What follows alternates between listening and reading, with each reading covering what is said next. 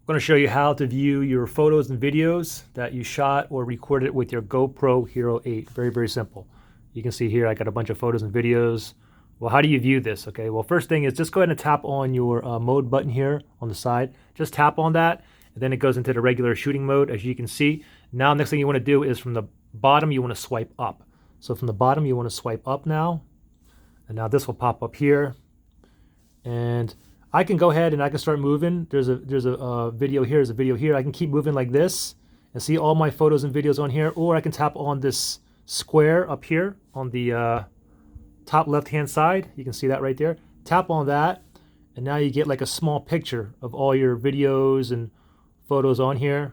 And again, for example, I'll go ahead and let me go ahead and choose I put a short video on here, push the play button, and there you go. Okay, and of course you can swipe left or right as well. So pretty simple to do. Any questions or anything, just comment below. All right, thanks. Bye.